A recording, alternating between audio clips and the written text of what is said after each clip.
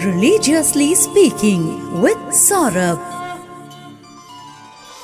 Religiously speaking with Saurabh के इस episode में आपको एक बहुत ही महत्वपूर्ण चरित्र की कहानी संक्षेप में सुनाने जा रहा हूँ। आपने अनेक कहानियों में देवर्षि नारद का उल्लेख सुना होगा। बिल्कुल, इस एपिसोड में उन्हीं की कहानी सुना रहा हूँ। नारद जी के बारे में अनेक भ्रांतियां समाज में व्याप्त हैं, जैसे कि झगड़ा कराने वाले, लेकिन ऐसा है नहीं। किसी को सही मार्ग पर ले जाने की उनकी रीत एकदम अलग और अनोखी है।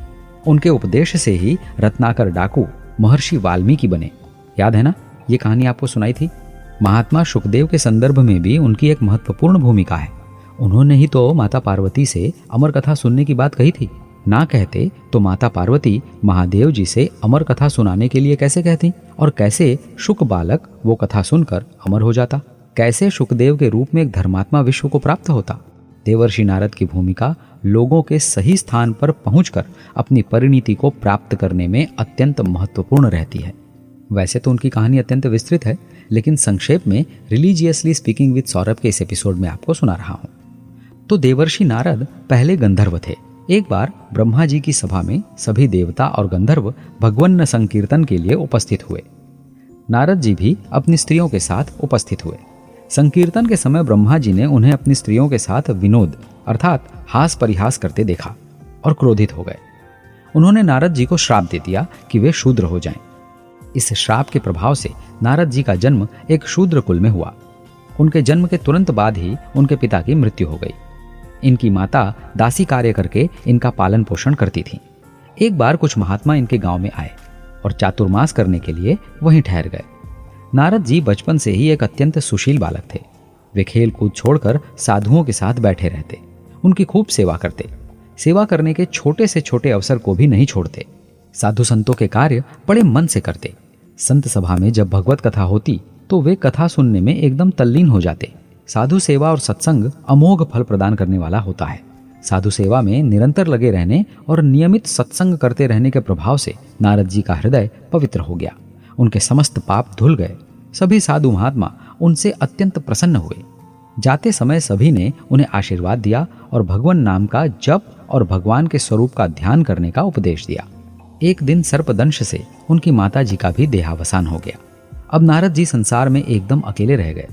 उनकी अवस्था भी बहुत कम थी। इस दुखद परिस्थिति में होने के बाद भी उन्होंने अपनी माता के वियोग को भगवान की इच्छा मानकर अनाथों के नाथ प्रभु दीनानाथ के भजन कीर्तन के लिए निकल गए। एक दिन जब नारद जी वन में भगवान के स्वरूप के ध्यान में मग्न थे, अचानक उनके हृदय में भगवान प्रकट हो गए और कुछ समय के लिए अपने दिव्य स्वरूप की झलक दिखाकर अंतर्ध्यान हो गए। भगवान के स्वरूप के पुनः दर्शन के लिए उनके अंदर व्याकुलता उत्पन्न हो गई। वे बार बार अपने मन को केंद्रित करके ध्यान लगाते, लेकिन दोबारा दर्शन हो नहीं पा रहा था। तभी आकाशवाणी हुई कि अब इस जन्म में दोबारा मेरे दर्शन हो पाना संभव नहीं है। अगले जन्म में तुम मेरे पार्षद रूप में मुझे पुनः प्राप्त करोगे। समय आने पर नारद जी का भौतिक शरीर पंचमहाभूत में विलीन हो गया और कल्प के अंत में ये ब्रह्मा जी के मानस पुत्र के रूप में अवतीर्ण हुए। देवर्षि नारद भगवान के भक्तों में सर्वश्रेष्ठ माने जाते हैं। ये अपनी वीणा की मधुर तान पर भगवत गुणों का गान करते हुए सकल ब्रह्मांड में विचरण करते रहते हैं।